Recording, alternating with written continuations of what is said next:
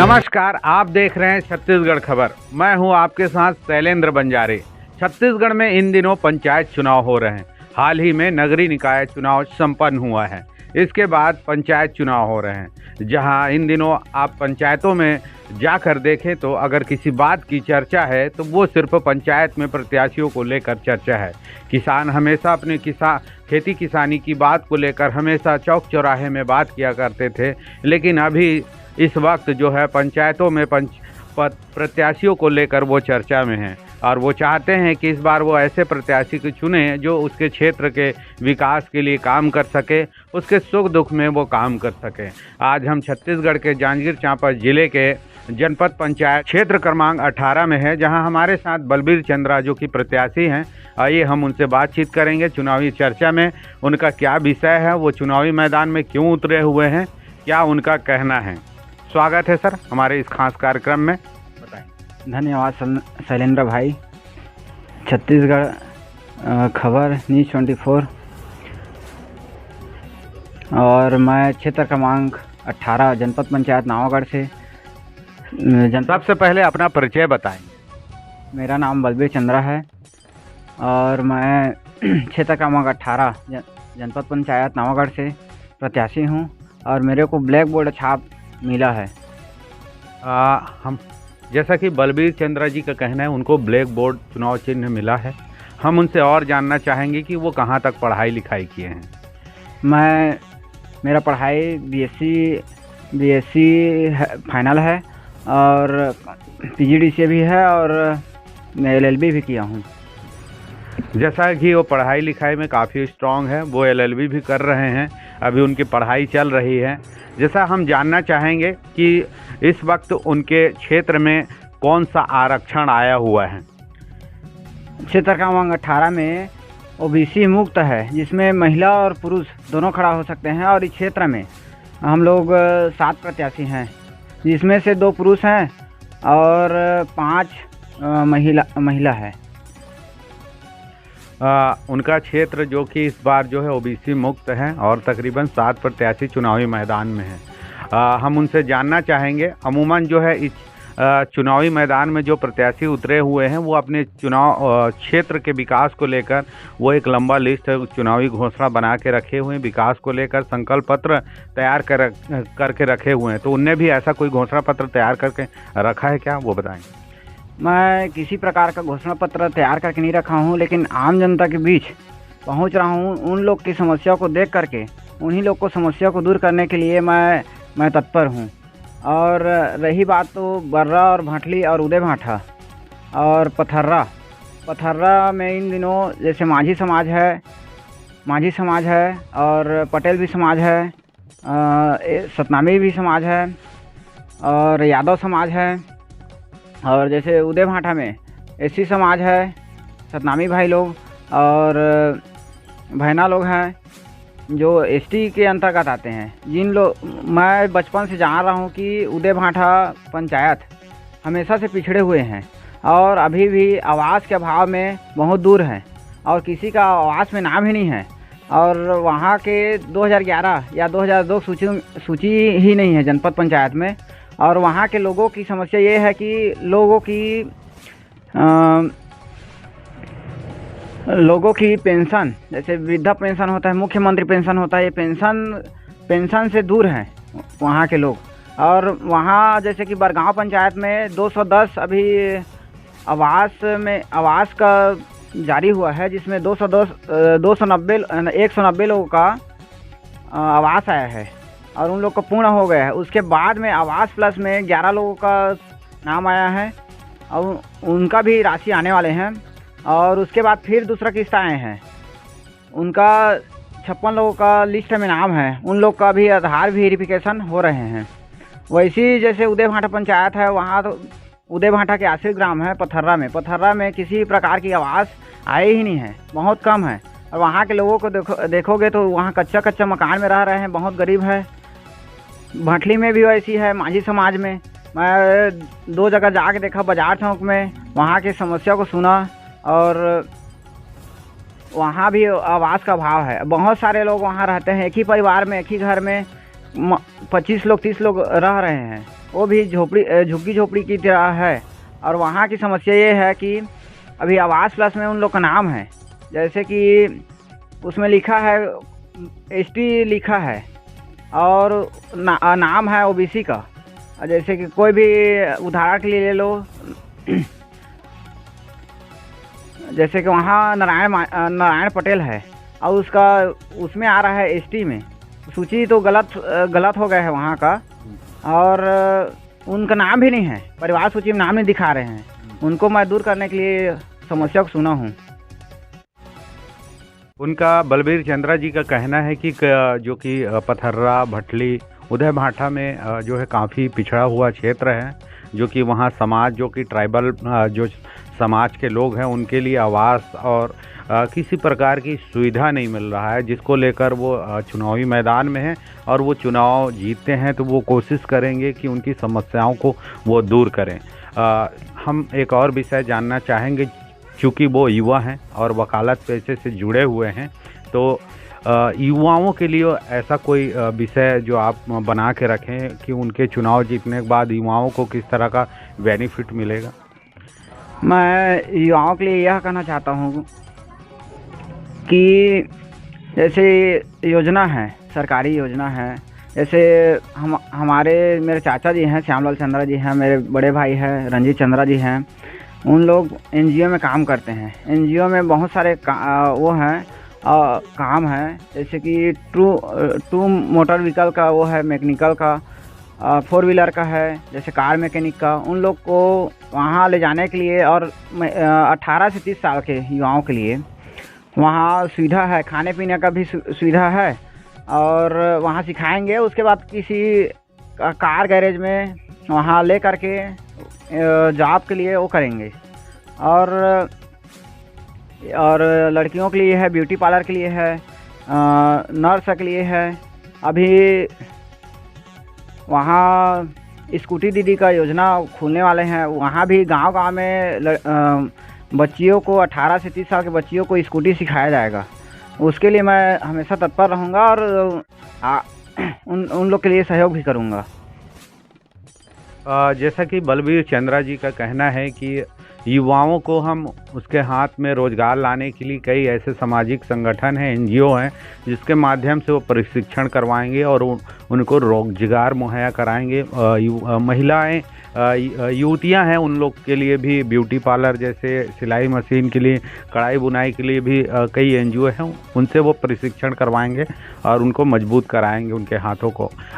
एक और सबसे बड़ा विषय हम उनसे जानना चाहेंगे, क्योंकि युवा इन दिनों नशे की चपेट में है और काफ़ी मात्रा में हर एक प्रकार की नशे में है, शराब के अलावा भी कई प्रकार के नशे में है, और नशे के कारण जो है घर बर्बाद हो रहे हैं, महिलाओं का घर बर्बाद हो रहा है, किसान जो है कर्ज में डूब जा रहे हैं, खेती बाड़ी करने के बाद भी उनका सारा पैसा नशे में ख़त्म हो रहा है। तो अगर वो चुनाव मैदान में हैं, चुनाव जीतते हैं, या कोई ऐसा पॉइंट बना के रखे हैं कि नशे के खिलाफ़ या नशे को लेकर कोई योजना? नशे के खिलाफ़ यह योजना है कि गांव में समितियां बना करके, जैसे कि कई ग्राम पंचायत है, जैसे कि जजयपुर क्षेत्र के ग्राम चौभट्टी है, उसमें गांव के युवाओं को ले करके गांव में गुटखा, जैसे दुकान है, किराना दुकान है, वहाँ गुटखा, शराब, जैसे कि रासरी है, ये सब चीज़ वहाँ बंद है। वहाँ दुकान में गांव के लोग मतलब सहमत हैं कि ये दुकान में किसी भी प्रकार का नशा की चीज़ नहीं बिकते हैं। उसी प्रकार ग्राम पंचायत हर गांव में एक युवाओं का बनाएंगे, टोली बनाएंगे, और टोली बना करके उसको दुकान वालों को समझाने के बाद उसको कम कराएंगे। और रही बात शराब की, शराब जो है गांव-गांव में कोचियों द्वारा बेचा जा रहा है, जैसे उन लोग भी बंद कर देते हैं। तो इसी चीज़ को कैसे प्रयास करेंगे, क्योंकि पुलिसिया कार्रवाई तो लगातार हो रहा है और पुलिस जो है जेल भी भेज रहे हैं।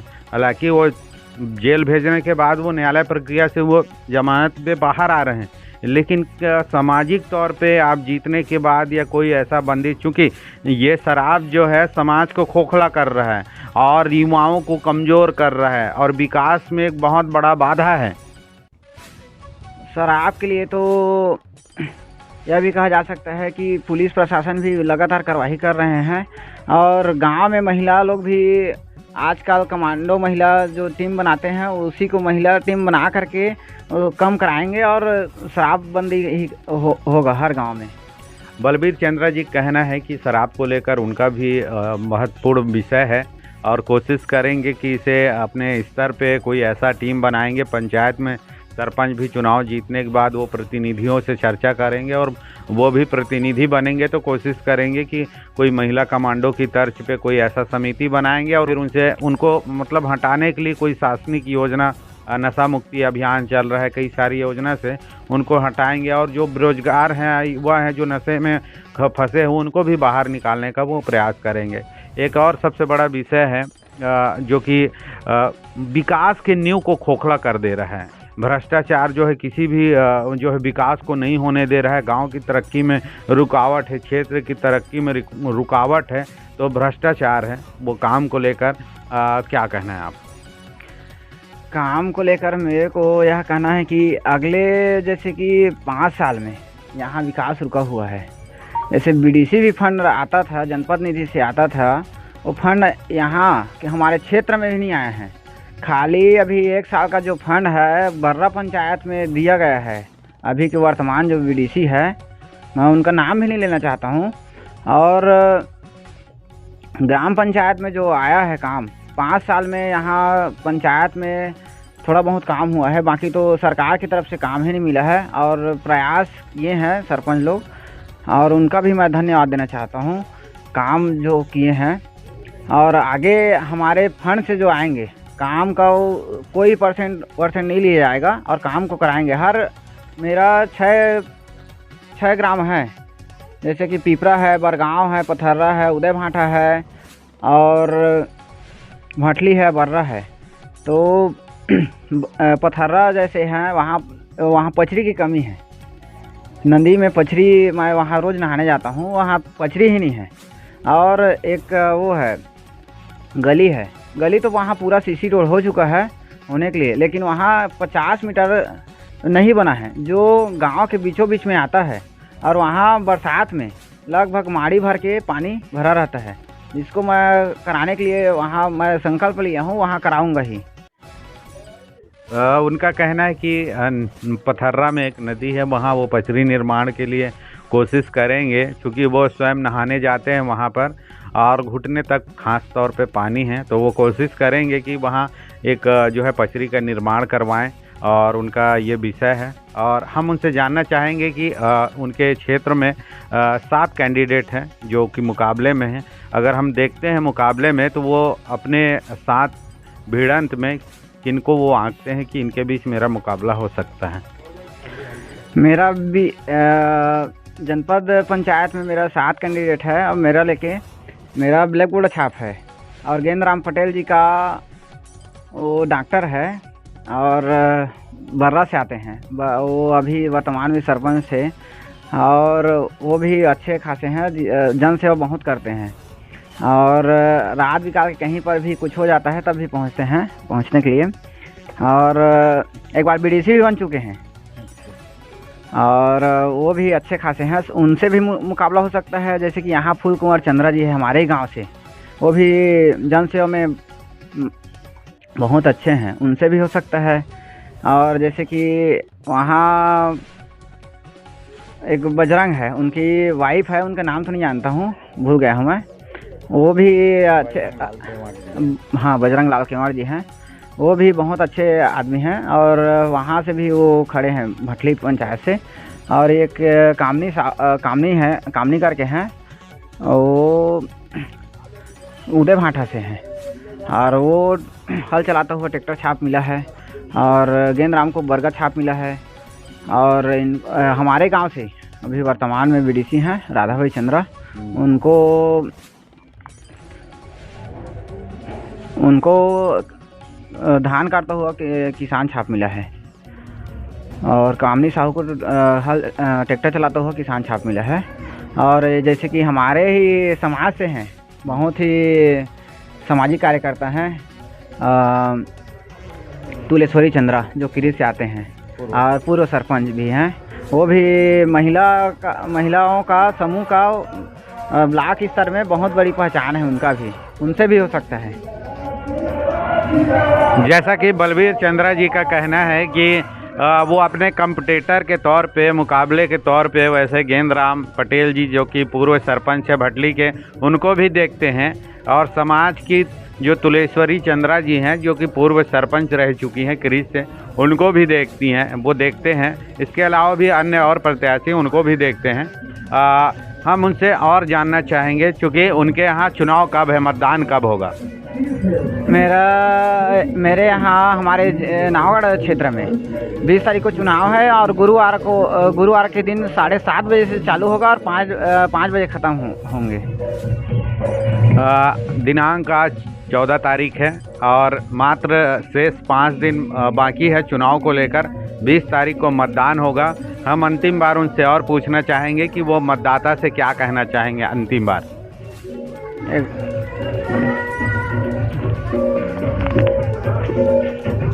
भाई, आपके क्षेत्र में कितने गांव आ रहे हैं, उन गांवों के अपने मतदाता भाइयों बहनों शुभचिंतकों से किस तरह का आप अपील करना चाहेंगे, उनसे क्या विषय में आप डिस्कस कर रहे हैं, क्या अपील करना चाहेंगे। मेरे क्षेत्र के युवाओं और बुजुर्गों और मेरे माता पिता समान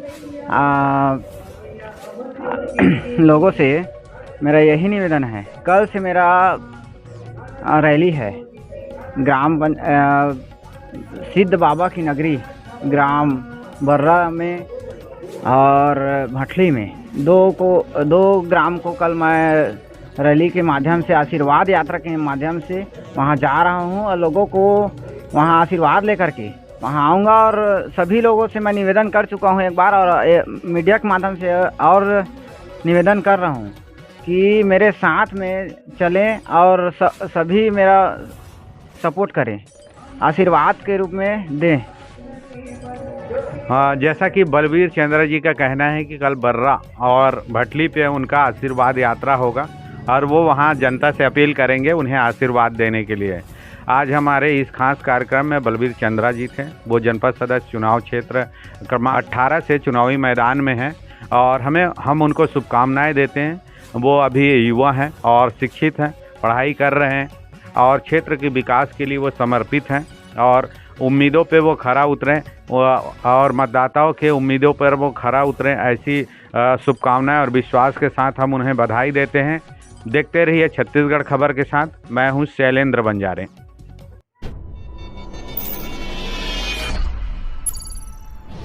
आप देख रहे थे छत्तीसगढ़ खबर।